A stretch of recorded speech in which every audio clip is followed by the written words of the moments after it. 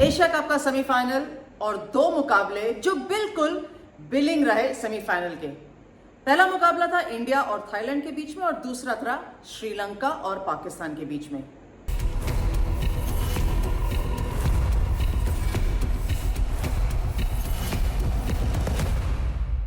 पहला मुकाबला था इंडिया और थाईलैंड के बीच में और पहली बार इंडियन टीम जो थी सुबह का मैच खेल रही थी। अभी तक सेकेंड हाफ में मैचेस खेलती हुई आई थी।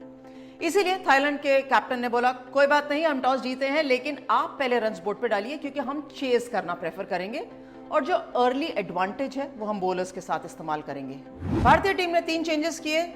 रेणुका सिंह ठाकुर, राधा यादव और कप्तान हरमनप्रीत कौर वापस आए इस लाइनअप के अंदर और स्ट्रेंथन करी अपनी टीम। हालांकि दबाव थाईलैंड के बॉलर्स ने डालना शुरू कर दिया था क्योंकि जब स्मृति और शेफाली ओपन करने आए तो कम्युनिकेशन गैप दिखा था दोनों के बीच में। रनआउट होते हुए शेफाली वर्मा बची थी। मुझे पूरी अप्रोच में कहीं ना कहीं लैकलस्टरनेस दिखी और थोड़ा सा लैक ऑफ दैट अप्रोच दिखा जो एक अग्रेसिव अप्रोच होना चाहिए या जो एक इंपॉर्टेंट मुकाबले की अप्रोच होनी चाहिए भारतीय टीम से। स्मृति आउट हो गई जल्दी और शेफाली वर्मा ने, मुझे ऐसा लगा थोड़ी गुस्से में थी जब वो रनआउट होते हुए बची थी, तो कहीं ना कहीं फिर उन्होंने जो शॉट्स लगाए मिड विकेट के ऊपर, लॉन्ग ऑन के ऊपर और ट्रेडमार्क स्टाइल में बल्लेबाजी कर रही थी। 2 चांसेस दिए थे, एक कैच छूटा, एक स्टंपिंग छूटी अदर देन रनआउट, तो 3 चांसेस शेफाली वर्मा को बैटिंग में मिले अगेंस्ट थाईलैंड। रन जरूर किए लेकिन नॉट एट ऑल कन्विंसिंग। 7वें के ओवर के आसपास एक सफलता मिली थी थाईलैंड को और भारतीय टीम ने 50 रन बनाए थे। 13th ओवर के आसपास 100 रन बनाए थे लेकिन 148 मुझे लगा टारगेट इनफ नहीं था भारतीय टीम के बल्लेबाजी क्रम को देखते हुए। जेमिमा रॉड्रिग्स अगेन अच्छे फॉर्म में नजर आई क्योंकि देखिए चोटिल रही हैं लेकिन वापस आई है जब से, तो ऐसा नहीं लगा कि she is out of touch और out of form. So her contribution was good. Harmanpreet Kaur की भी कंट्रीब्यूशन अच्छी थी क्योंकि 2-3 मैचेस से खेली नहीं थी लेकिन फिर भी 148 वाज प्रोबेबली नॉट इनफ जो भारतीय टीम ने रन्स बनाए। तारीफ यहां पर थाईलैंड बॉलर्स की, खास तौर पर सोनारायण टिपोकी। उनको 3 सफलता मिली 24 रन देकर, लेकिन जो उन्होंने स्पेशली जो लोअर मिडिल ऑर्डर पे एक इंप्रेशन जमाया और एंड के ओवर्स में जो बॉलिंग करी, I thought that was outstanding, very impressive from her. And of course बुशांटम शुरुआत में गेंदबाजी करती हैं थाईलैंड के लिए, सफलता एक मिली बट जो ओवरऑल अप्रोच था, रिमेंबर शुरुआत में गेंदबाजी करनी, इंडियन जो बैटिंग ऑर्डर है वो ऊपर वाला जो हाफ है ना बैटिंग का वो ज्यादा एक्सप्लोसिव है। सो उनके अगेंस्ट अगर आप अच्छी बॉलिंग करते हैं so definitely been very impressive. Well, chase Thailand team के लिए आसान रहने वाला नहीं था क्योंकि ऑफ कोर्स उनको रन्स तेजी से बनाने थे एंड कहीं ना कहीं Indian bowling would be more dominant over the Thailand batting और वही हुआ। I thought again a very impressive spell bye Deepti Sharma. Open भी करी बॉलिंग जो सेकेंड ओवर यूजुअली करती हैं, लेकिन आज एक एंड से दीप्ति शर्मा, दूसरे एंड से राजेश्वरी गायकवाड़ ने नई गेंद से डाला गेंद और दीप्ति शर्मा की 3 विकेटें, सिर्फ वो 3 विकेटें नहीं थी, जिस तरीके से उन्होंने वो सिचुएशन यूज करी थी ना, नए गेंद को टर्न करवा रही थी और जो टाइट गेंदबाजी जिसे हम कहते हैं, जो आप सुनते भी होंगे, टाइट डालो, छोटी नहीं, ज्यादा ऊपर नहीं, वो बॉलिंग करी। For me Deepti Sharma should have been the player of the match. मिला नहीं, शेफाली वर्मा को गया, कोई बात नहीं, as a batter as a bowler वो एडजुडिकेटर के ऊपर होता है, but I thought Deepti Sharma was my player of the match क्योंकि उनकी bowling was far impressive than the overall play of the Indian team. Pooja Vastrakar को गेंदबाजी मिली नहीं, which was a surprise between Shafali Verma and of course Radha Yadav को तो 4 ओवर मिले, between Shafali Verma and Renuka Thakur 2-2 over डाले तो कहीं ना कहीं पूजा वस्त्रकर का नंबर ही नहीं आया। अगेन थोड़ा सा सरप्राइज इसलिए क्योंकि देखिए हर बॉलर चाहता है कि वो गेंदबाजी करे और फॉर्म बना रहा है उनका बैटिंग में बॉलिंग में। So that was the only factor which I thought could have been handled better, but overall play Indian team का वाज नॉट इंप्रेसिव। जिस तरीके का अप्रोच था, जिस तरीके से बैटिंग करी, इवन फील्डिंग के अंदर कैचेस छोड़े उन्होंने। सो गोइंग फॉरवर्ड आप इस तरीके की प्रेपरेशन नहीं चाहते, चाहे भले ही ऑपोजिशन थोड़ी सी आपसे रैंकिंग में पीछे हो, लेकिन ऑपोजिशन कभी भी कमजोर नहीं होती and this Indian team has a lot of talent. मैं चाहूंगी कि थोड़ा सा टाइटन अप होने की जरूरत है और टाइटन अप होना भी चाहिए। दूसरा सेमीफाइनल मुकाबला था श्रीलंका और पाकिस्तान के बीच में। खैर, श्रीलंका ने टॉस जीता और बैटिंग करने का फैसला किया और मुझे सबसे ज्यादा इंप्रेसिव इस बैटिंग ऑर्डर को देखकर यह लगा कि जो ऊपर के 5 बल्लेबाज थे ना, उन्होंने बहुत पॉजिटिव खेल दिखाया। चामरी अतापट्टू ने अच्छी बैटिंग की शुरुआत करी और जो अप्रोच थी ना वो बहुत पॉजिटिव थी। उसी के चलते जब हर बल्लेबाज अंदर आता गया तो वो स्ट्रोक प्ले कंटिन्यूड रहा। बहुत ज्यादा रन्स नहीं बनाए लेकिन that positive intent rubbed off and that helped Sri Lanka to pile up a decent total on the board. कम से कम एक ऐसा टोटल जो उनके bowlers can come and defend या एक make it as a competitive total. Pakistan जब chess करने उतरा तो ऐसा लगा कि आसानी से चेस कर जाएगा क्योंकि 31 रन 3 ओवर में बना चुके थे। लगा था कि बहुत आसान सा टारगेट है क्योंकि बिस्मा मारूफ, निदा दर अच्छे स्ट्रॉन्ग प्लेयर्स हैं, नीचे आके आयशा नसीम हैं। लेकिन यहां आया कहानी में ट्विस्ट।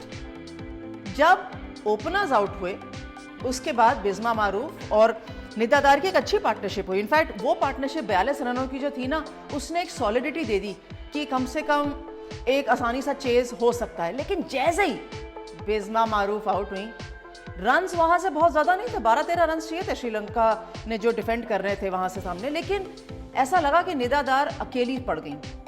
वहां एक और अच्छी इनिंग्स चाहिए थी आयशा नसीम से। जैसे पिछले मुकाबले में उन्होंने श्रीलंका के विरुद्ध 2 लंबे शॉट्स लगाए थे, वो इस मुकाबले में नहीं आए। कहीं ना कहीं निदा दर पे प्रेशर आया, दबाव आया और वो मुकाबला जो मुझे लगा बिल्कुल पाकिस्तान के डगआउट में, ड्रेसिंग रूम में बैठा हुआ था, एकदम से श्रीलंका ने उसको वापस लिया और अपने ड्रेसिंग रूम में ले लिया। That was it, Sri Lanka wins. 14 साल के बाद, क्योंकि मैं चामरी अतापट्टू के मुंह से सुना, 14 साल के बाद श्रीलंका टीम एशिया कप के फाइनल में खेलेगी और भारतीय टीम के विरुद्ध खेलेगी।